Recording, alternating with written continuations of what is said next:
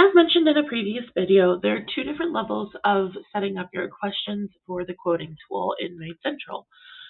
The first level is here on the quoting and scopes, where you can find in company and quoting and scopes, and this is the second section down. This is where the questions are defined. There's a little bit of back and forth when setting this up with the scope, but you can start thinking about how you want to apply these at this point in the setup process. So first, you've got three different sections: before pricing, during pricing, and after pricing. This is when the questions are asked. And then you have a couple of different ways that you can set this up.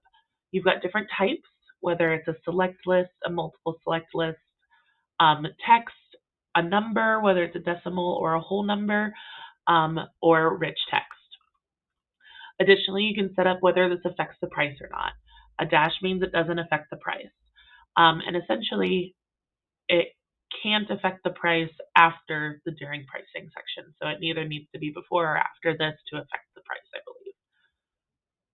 Let's double check this.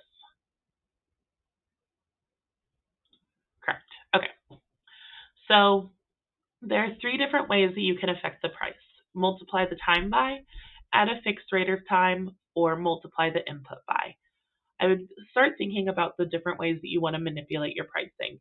Once you kind of get your base rate set up within your scope, the questions are the ways to really dial in the accuracy of your quoting tool based off of how you like to quote. I don't recommend to have more than probably 3 or 4 different ways that your quote is being altered by these questions, just because they can kind of compound upon each other and make your quoting a little out of whack. So the one that you absolutely have to use is how many square feet. This one cannot be disabled. If you disable this, you're not able to quote. Whether you're quoting by square feet or not, you always have to ask how many square feet. All the rest of these can be disabled and you would still be able to quote, but be sure that you're not disabling the ones that are important for your quoting tool setup. So if you're quoting by rooms, you don't want to disable how many bedrooms, bathrooms, or half baths, because those are being calculated into your by rooms quote.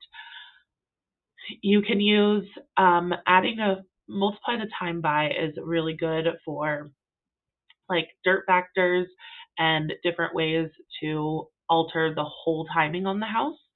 So essentially, if they answer that their house is super clean, we're going to multiply the entire time by 0.95, which is actually a 5% discount. If they say it's a 2 out of 5, they're going to get a 10% increase. Again, these numbers are just test numbers, so don't use these as examples for your own process, but this is a really good place to start. The other option is add a fixed rate of time, and this is really good for quoting by room, because the by room online quoting tool will take into account the different bedrooms and bathrooms, but it won't take into account the different living areas when you're quoting online. So this way you could add kind of a fixed rate of time based off of how much extra square feet they have. A lot of this would be, just additional living rooms and hallways are essentially how I consider this. Usually about every additional 3,000 square feet is another, or sorry, not 3,000, additional 1,000 square feet is another living area and a hallway, which is about 30 minutes. So that's how this is a test environment again, but that's what this is really well used for. And the final one is multiply the input by. My favorite way to do this is for how many pets in the household. This way you can just add the input based off of how many pets there are. So you could set 0 to 15 pets, and every single pet in there would be multiplied by 5.5 minutes, which I think is like $5 in the way that we have this calculating. You can see in the past this was set up as a multiply the time by. So we made these sections inactive and changed it to multiply the input by. So you can change it after it's been created, but you would just need to deactivate the past parameters and create a new one. To create your own question, you can start from scratch. So you would have your question text, however you want to phrase this. Are there any rooms in the home that you do not want cleaned? You can say whether it affects the price or not, and then you can choose what type of question it would be. Um, text is just a text box, select list. So you can see which ones are able to change the price. Some of these aren't able to change the price. Like text can't change the price. Rich text can't.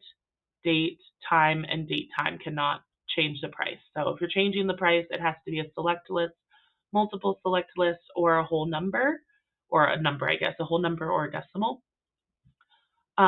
So if you're doing this question, are there any rooms in the home that you do not want cleaned? You could do a multiple select list and do at a fixed rate of time. And now once this is saved, you can go into your factors, which is the second tab over, and you'll create a factor. So we could say living room, and this would actually subtract like 12 minutes. And you would be able to select each and every one that you would want. So this is really good for quoting by room, where you could have adding additional rooms or taking out some of the rooms.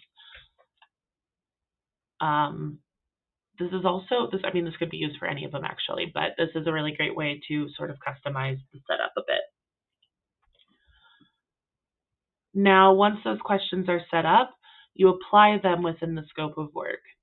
So I will go through how to set up your scope of work in the next video and show how those questions are applied after they're created.